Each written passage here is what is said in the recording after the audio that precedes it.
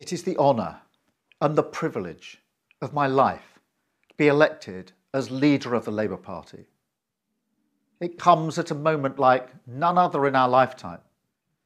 Coronavirus has brought normal life to a halt. Our cities, our towns and our villages are silent. Our roads deserted. Public life has all but come to a standstill, and we're missing each other. People are frightened by the strangeness, anxious about what will happen next.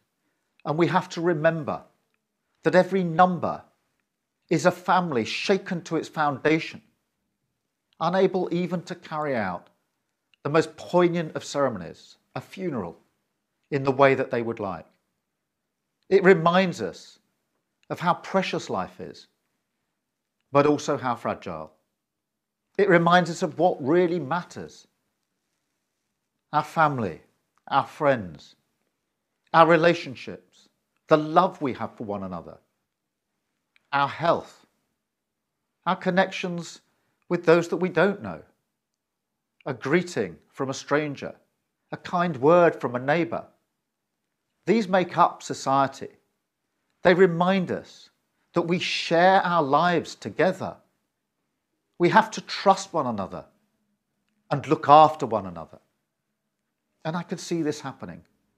People coming together to help the isolated and the vulnerable, checking on their neighbours.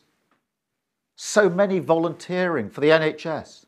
Millions of people doing their bit to stop this virus and to save lives.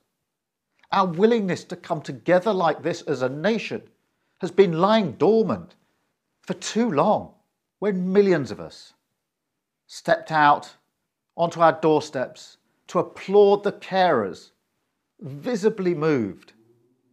There was hope of a better future. In times like this, we need good government, a government that saves lives and protects our country. It's a huge responsibility. And whether we voted for this government or not, we all rely on it to get this right. That's why, in the national interest, the Labour Party will play its full part. Under my leadership, we will engage constructively with the government, not opposition for opposition's sake, not scoring party political points or making impossible demands, but with the courage to support where that's the right thing to do. But we will test the arguments that are put forward. We will shine a torch on critical issues. And where we see mistakes or faltering government or things not happening as quickly as they should, we'll challenge that and call that out. Our purpose when we do that is the same as the government's: to save lives and to protect our country. A shared purpose. But that is not the only task for the Labour Party. The weeks ahead are going to be really difficult. I fear there are going to be some awful moments for many of us. But we will get through this. The curve will flatten. The wards will empty. The immediate threat will subside. And we have scientists working on vaccines.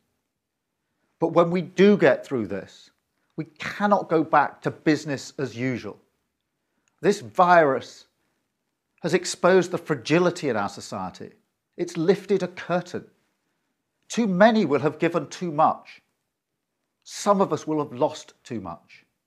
We know in our hearts things are going to have to change. We can see so clearly now who the key workers really are. When we get through this, it'll be because of our NHS staff, our care workers, our ambulance drivers, our emergency services, our cleaners, our porters. It will be because of the hard work and bravery of every key worker as they took on this virus and kept our country going.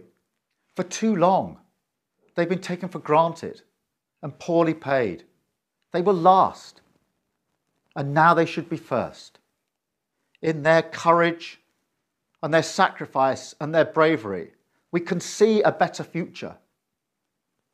This crisis has brought out the resilience and human spirit in all of us. We must go forward with a vision of a better society, built on that resilience and built on that human spirit. That will require bravery and change in our party as well. I want to thank Rebecca and Lisa for running such passionate and powerful campaigns and for their friendship and support along the way. I want to thank our Labour Party staff who worked really hard, and my own amazing campaign team full of positivity, with that unifying spirit. I want to pay tribute to Jeremy Corbyn, who led our party through some really difficult times, who energised our movement, and who's a friend as well as a colleague. And to all of our members, supporters and affiliates, I say this: whether you voted for me or not, I will represent you, I will listen to you, and I will bring our party together. But we have to face the future with honesty. Anti-Semitism has been a stain on our party. I have seen the grief that it's brought to so many Jewish communities. On behalf of the Labour Party, I am sorry. And I will tear out this poison by its roots and judge success by the return of our Jewish members and those who felt that they could no longer support us. The Labour Party is an incredible and powerful force for good. Together with those that went before us, we've changed the lives of millions of people for the better. We created the NHS. We created the welfare state. We passed equalities legislation, the Race Relations Act. We set up the Open University. We built hospitals and schools, established Sure Start, and played our part in bringing about peace in Northern Ireland. But we've just lost 4 elections in a row. We're failing in our historic purpose. Be in no doubt, I understand the scale of the task, the gravity of the position that we're in. We've got a mountain to climb, but we will climb it.